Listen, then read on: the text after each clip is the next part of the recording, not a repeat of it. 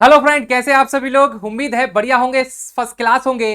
दोस्तों, मध्य प्रदेश बुलेटिन में आपका बहुत बहुत स्वागत है। आज हम लोग मध्य प्रदेश का बहुत ही शानदार टॉपिक पढ़ने वाले हैं, जहां से प्रश्न आने की संभावना बहुत ज्यादा रहती है। 1 से 2 नंबर आपके पक्के हो जाएंगे इस वीडियो को देखकर। तो दोस्तों, इसका नाम है मध्य प्रदेश के प्रसिद्ध नगर व स्थलों के उपनाम। तो मध्य प्रदेश के कौन कौन से ऐसे नगर हैं जिनके उपनाम है, आइए हम लोग क्लास को स्टार्ट करते हैं। चलिए, तो सबसे पहले हम लोग दोस्तों बात करने वाले हैं मध्य प्रदेश के वो नगर जो आपके दिलों में बसे हुए हैं। जैसे अमरकंटक। अमरकंटक जहां से मां नर्मदा नदी निकलती है, जिसे मध्य प्रदेश की जीवन रेखा कहा जाती है। तो इसके उपनाम क्या है? इसे पर्यटकों का तीर्थराज कहा जाता है। बहुत इंपॉर्टेंट, पर्यटकों का तीर्थराज कहा जाता है किसे? अमरकंटक को। मध्य प्रदेश का रेणुकूट बॉक्साइट उत्पादन के कारण, यहां पर बॉक्साइट जो होती, बॉक्साइट होता है जो, उसके उत्पादन के कारण इसे रेणुकूट कहा जाता है। क्या कहा जाता है माय डियर फ्रेंड? रेणुकूट कहा जाता है, बॉक्साइट के उत्पादन के कारण, याद रखिएगा। फिर चलते हम लोग उज्जैन, और उज्जैन जाके ही आपको समझ में आएगा, महाकाल के दरबार में आप पहुंच गए हैं। विक्रमादित्य की नगरी, मंदिरों व मूर्तियों का नगर कहा जाता है। क्वेश्चन पूछा जाए, मंदिर और मूर्तियों का नगर कौन सा है? उज्जैन है। महाकाल की नगरी कौन सी है? उज्जैन है। मंगल ग्रह की जन्मभूमि कौन सी है? उज्जैन है, क्योंकि मंगलनाथ का मंदिर है। और विक्रमादित्य की नगरी भी इसे कहा जाता है, उज्जैन को ध्यान रखिएगा आप लोग। चलिए, जबलपुर की बात करें, देखिएगा, संगमरमर की नगरी कहा जाता है इसे। जबलपुर को संगमरमर की नगरी कहा जाता है। भेड़ाघाट, जहां पर सफेद संगमरमर पाए जाते हैं, याद रखिएगा। न्यायिक राजधानी, क्योंकि यहां पर हमारा हाई कोर्ट है, तो जबलपुर में हाई कोर्ट है, इसलिए इसको न्यायिक राजधानी कहा जाता है। आम नगरी एवं रक्षा शहर इसे कहा जाता है। आम नगरी तथा इसे रक्षा शहर कहा जाता है। 52 तालों का शहर कहा जाता है, याद रखिएगा भाई, जबलपुर को 52 तालों का शहर कहा जाता है। संस्कार राजधानी कहा जाता है। आचार्य विनोबा भावे के द्वारा इसे कथित कहा गया। आचार्य विनोबा भावे को आप जानते होंगे, उन्होंने जबलपुर को क्या कहा है? संस्कार राजधानी कहा है। इसे आम नगरी कहा जाता है, और इसे आर्म नगरी या इसे रक्षा शहर भी कहा जाता है, क्योंकि यहाँ पे ऑर्डिनेंस फैक्ट्री है, जहां पर बम, गोला, बारूद, बंदूकें बनाई जाती हैं, इसलिए इसे रक्षा शहर भी कहा जाता है। चलिए, सिंगरौली की बात करेंगे, तो मध्य प्रदेश का सिंगापुर कहा जाता है भैया। मध्य प्रदेश का सिंगापुर किसे कहा जाता है? तो सिंगरौली को कहा जाता है। ऊर्जा राजधानी किसे कहा जाता है? सिंगरौली को कहा जाता है। स्वास्थ्य, परिवहन, शिक्षा और रोजगार की दृष्टि से मध्य प्रदेश का जो सिंगापुर है, वो सिंगरौली को कहा जाता है। ऊर्जा राजधानी है, याद रखिएगा। सबसे पूर्वी जिला है मध्य प्रदेश का। इसके बाद अगर हम भिंड मुरैना की बात करें, इसे बागियों का गढ़ कहा जाता है। प्राचीन समय में ये डाकुओं का निवास था। बागी, डाकू मतलब बागी, ठीक है, जो सरकार के खिलाफ काम करते थे, उन्हें बागी कहा जाता था। तो बागियों का गढ़ किसे कहा जाता है? भिंड मुरैना को कहा जाता है।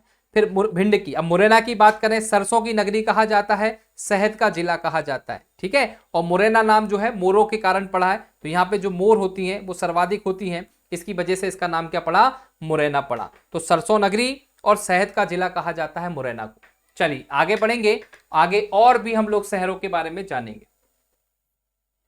चलिए, यहां पे देखिएगा, खजुराहो को शिल्प कला का तीर्थ कहा जाता है। जैसे पर्यटकों का तीर्थराज अमरकंटक को कहा जाता है, उसी प्रकार खजुराहो को शिल्प कला का तीर्थ कहा जाता है, याद रखिएगा आप लोग।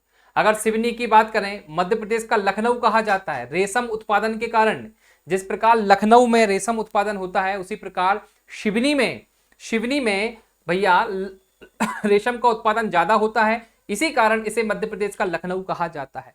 मंदसौर की बात करें, मंदसौर में शिवना नदी के किनारे पशुपतिनाथ का मंदिर देखने को मिलेगा। जो नदी दिख रही है वो है शिवना नदी, इसीलिए इसे पशुपतिनाथ की नगरी कहा जाता है। और मंदसौर में सर्वाधिक क्या होती है? अफीम होती है, इसीलिए इसे अफीम नगरी कहा जाता है। आइए आगे बढ़ेंगे। बालाघाट में तांबा होता है, इसलिए इसको तांबा नगरी या कॉपर सिटी कहेंगे, या मैग्नीस नगरी कहा जाता है। मैग्नीस और तांबा पूरे मध्य प्रदेश में सबसे ज्यादा कहां होते हैं? बालाघाट में होते हैं। पूरे भारत में भी बालाघाट में सर्वाधिक होते हैं। इंदौर की बात करें, देखिए, इंदौर को मिनी मुंबई कहा जाता है भाई। मध्य प्रदेश की सिलिकॉन वैली कहा जाता है। जिस प्रकार से बेंगलोर जो है देश की सिलिकॉन वैली है, उसी प्रकार से मध्य प्रदेश की सिलिकॉन वैली कहा जाता है इंदौर को। आईटी हब है, यहाँ पर आईटी कंपनियां हैं। इसके बाद व्यावसायिक नगरी कहा जाता है, क्योंकि व्यवसाय होते हैं यहाँ से। और इसके बाद मध्य प्रदेश का मैनचेस्टर कहा जाता है, बहुत इंपॉर्टेंट है, ठीक है। मध्य प्रदेश का मैनचेस्टर, मध्य प्रदेश का सिलिकॉन वैली, व्यवसायिक नगरी और मिनी मुंबई कहा जाता है इंदौर को। अहिल्या नगरी भी कहा जाता है, अहिल्याबाई की नगरी भी कहा जाता है, ध्यान रखिएगा इंदौर को। और अब बात करते हैं कटनी। कटनी को सलीमनाबाद कहा जाता है, सलीमनाबाद, या इसे चूना नगरी कहा जाता है भाई। कटनी, जैसे चूना खाया दांत कट गए, जीभ कट जाती है, तो कटनी से याद रखना चूना नगरी। तो कटनी को क्या कहा जाता है भैया? चूना नगरी कहा जाता है। ये याद रखना भाई, बहुत ही इंपॉर्टेंट तथ्य है ये। चलिए आगे बढ़ेंगे, आगे चलेंगे। मांडू भाई, मांडू पड़ता है धार में, आनंद की नगरी कहा जाता है इसे, ठीक है। सिटी ऑफ जॉय कहा जाता है मांडू को, धार जिले में पड़ता है। बहुत ही शानदार, बाज बहादुर और रानी द्रुपमती की प्रेम कहानी से भरा पड़ा हुआ है आपका मांडू, बहुत शानदार जगह है, ठीक है। इसके बाद देखिए परितक शहर कहा जाता है इसे, परितक शहर कहा जाता है और आनंद की नगरी कहा जाता है। इसके बाद देखिए बात करेंगे मैहर। मैहर को संगीत नगरी कहा जाता है क्योंकि यहाँ पर मैहर बैंड है, और संगीत राजधानी। तो मध्य प्रदेश की संगीत राजधानी कौन सी है? मैहर है। और संगीत नगरी कौन सी है? मैहर है, याद रखिएगा। मालवा की बात करें दोस्तों, गेहूं का भंडार कहा जाता है मालवा को, ठीक है। मालवा का जो पठार है, गेहूं सर्वाधिक होता है, गेहूं की डलिया, गेहूं का भंडार या गेहूं की डलिया कहा जाता है। भोपाल को देखो झीलों की नगरी और प्रशासनिक राजधानी कहा जाता है।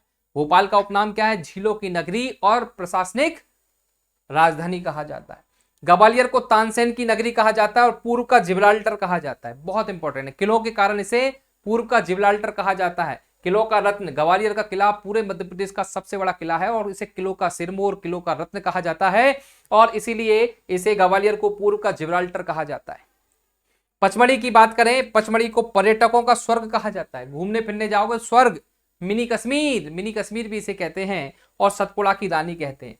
पचमढ़ी को सतपुड़ा की रानी कहते हैं, पर्यटकों का स्वर्ग कहते हैं, उसे मिनी कश्मीर के नाम से भी जाना जाता है, याद रखिएगा भाई। और पचमढ़ी को एक और चीज कहते हैं, यहां पे लिखी नहीं है, पचमढ़ी को कहा जाता है मध्य प्रदेश का चेरापूंजी। मध्य प्रदेश का चेरापूंजी कहा जाता है वर्षा के कारण, यहाँ पे बारिश बहुत ज्यादा होती है, मध्य प्रदेश में बारिश ज्यादा होती है, इसलिए चेरापूंजी कहा जाता है। चलिए भाई, हनुमंतिया टापू, ये खंडवा में है, पुनासा डैम के पास हनुमंतिया टापू। मध्य प्रदेश का गोवा कहते हैं भैया, हनुमंतिया को क्या कहते हैं? मध्य प्रदेश का गोवा। अगर गोवा नहीं जा पा रहे हो तो जाइए एक बार हनुमंतिया पुनासा बांध में, आपको मजा आ जाएगा। देखिए मध्य प्रदेश का इसे स्विट्जरलैंड कहते हैं पर्यटन की दृष्टि से। स्विट्जरलैंड इतना महंगा, बहुत महंगे महंगे तंबू के घर रहते हैं। देखिए जहाज में आपको वाटर एक्टिविटी कराएंगे। हनुमंतिया कहां पर है? कहां पर है? खंडवा जिले में पड़ता है भैया हनुमंतिया टापू। तो मध्य प्रदेश का गोवा भी है और मध्य प्रदेश का स्विट्जरलैंड है। पीतमपुर भारत का डेट्रॉइट कहा जाता है। पीतमपुर में बहुत बड़ी इंडस्ट्री हब है, बहुत सारी इंडस्ट्री है, और इसे भारत का डेट्रॉइट कहा जाता है, और सूखा बंदरगाह भी भारत का डेट्रॉइट कहा जाता है, इसको याद रखना, भारत का डेट्रॉइट। अगर सागर की बात करें तो मध्य प्रदेश का स्विट्जरलैंड कहा जाता है भाई सागर को। सागर को मध्य प्रदेश का स्विट्जरलैंड कहा जाता है भाई। किस क्षेत्र में शिक्षा की दृष्टि से पंडित जवाहरलाल नेहरू द्वारा कथित है? पंडित जवाहरलाल नेहरू ने इसे मध्य प्रदेश का स्विट्जरलैंड कहा है। पर्यटन की दृष्टि से हनुमंतिया टापू स्विट्जरलैंड है भैया मध्य प्रदेश का, और शिक्षा की दृष्टि से मध्य प्रदेश का स्विट्जरलैंड है सागर, क्योंकि सागर में हरिशंकर गौर यूनिवर्सिटी, जो पहली यूनिवर्सिटी खोली गई थी, याद रखिएगा। बेतवा नदी को मध्य प्रदेश की गंगा कहा जाता है, पर प्रदूषण के मामले में बेतवा नदी को मध्य प्रदेश की गंगा कहा जाता है। खंडवा और खरगोन की बात करें, इन दोनों जिलों को सुनहरे जिले कहा जाता है, सुनहरे जिले। खंडवा खरगोन को सुनहरे जिले कहा जाता है भैया मध्य प्रदेश में, याद रखिएगा। इसके बाद क्षिप्रा नदी को मालवा की गंगा कहा जाता है, क्षिप्रा नदी को मालवा की गंगा कहा जाता है। चलिए आगे बढ़ेंगे। माही नदी को क्या कहा जाता है भाई? माही नदी को आदिवासियों की गंगा कहा जाता है, माही नदी, क्योंकि बेणेश्वर धाम पड़ता है राजस्थान में, जहां पर कुंभ का मेला लगता है, जिसे आदिवासियों का कुंभ कहा जाता है। तो आदिवासी की गंगा कहा जाता है माही को। माही धार जिले से निकलती है, धार जिले से, ध्यान रखिएगा। इसके बाद खरगोन की बात करें, खरगोन को नमक ग्रह की नगरी कहा जाता है, खरगोन को नमक ग्रह की नगरी कहा जाता है, ध्यान रखिएगा भाई। यहाँ पे नमक ग्रह का मंदिर आता है, जब खंडवा ओमकारेश्वर जाते हैं, महेश्वर जाते हैं, रास्ते में नमक ग्रह की नगरी कहा जाता है खरगोन को। रीवा को सफेद शेरों की भूमि कहा जाता है, यहाँ पे सफेद टाइगर मिलेंगे, सफेद शेर मिलेंगे, इसलिए इसे सफेद शेरों की भूमि कहा जाता है। रतलाम को अंगूर की नगरी कहा जाता है, याद रखिएगा, रतलाम को अंगूर की नगरी कहा जाता है। धार को भोज नगरी कहा जाता है। राजा भोज की राजधानी था, इसलिए इसको भोज नगरी कहा जाता है। पन्ना को हीरा नगरी और आंवला जिला कहा जाता है। पन्ना में आंवला ज्यादा होता है, आंवला जिला कहा जाता है, और हीरा होता है तो हीरा नगरी कहा जाता है। चलिए आगे बढ़ेंगे। नर्मदापुरम को सिटी ऑफ वाटर कहा जाता है। नर्मदापुरम, होशंगाबाद का नाम नर्मदापुरम हो गया, इसे सिटी ऑफ वाटर कहा जाता है। ये सेठानी घाट आपको नजर आ रहा है, सेठानी घाट कहां पर है? ये नर्मदापुरम में ही आता है। पाटनगढ़ डिंडोरी में पड़ता है। पाटनगढ़ चित्रकारों का गांव कहा थे भैया? ओ भैया बहुत इंपॉर्टेंट, स्टार लगा लो, चित्रकारों का गांव कहा जाता है पाटनगढ़, जो कहां पे पड़ता है? डिंडोरी में। बताइए आपको कैसी लगी क्लास, क्या चीजें समझने आई? ये बहुत ही इंपॉर्टेंट सेशन था, बहुत ही इंपॉर्टेंट था, यहां से प्रश्न पूछे जाते हैं। मुझे उम्मीद है कि आपको क्लास पसंद आई होगी और चीजें सीखने को मिलेंगी। अगर आप वन रक्षक की तैयारी कर रहे हैं या मध्य प्रदेश की आगामी किसी भी भर्ती की तैयारी कर रहे हैं, तो हमारे प्ले स्टोर का एक एप्लीकेशन का नाम है परीक्षा पोर्टल। परीक्षा पोर्टल डाउनलोड आपको करना होगा। यहाँ पर फ्री कंटेंट है, फ्री पीडीएफ है, फ्री टेस्ट है, साथ में कुछ पेड भी है। आपको लगता है कि आप थोड़ा सा पैसा खर्च कर सकते हैं तो ले सकते हैं, नहीं तो फ्री में बहुत सारी चीज अवेलेबल है। और अभी तक आपने परीक्षा पोर्टल एप्लीकेशन डाउनलोड नहीं किया तो मेरा पर्सनली रिकमेंडेड है आप जरूर करें, क्योंकि ये आपके भविष्य के लिए, आपके सिलेक्शन के लिए बहुत उपयोगी हो सकता है अगर आपने इसको एक बार डाउनलोड कर लिया। ठीक है, तो परीक्षा पोर्टल डाउनलोड करें, इसकी लिंक डिस्क्रिप्शन में है। अधिक जानकारी, अगर आपको ऐसा लगता है कुछ जानकारी चाहिए, कुछ दिक्कत आ रही तो नीचे दिए कॉन्टैक्ट नंबर पे कॉन्टैक्ट कर सकते हैं। चलिए जब तक के लिए जय हिंद जय भारत, मिलते हैं एक नए बुलेटिन के साथ, नए चैप्टर के साथ। Bye bye, thank you so much.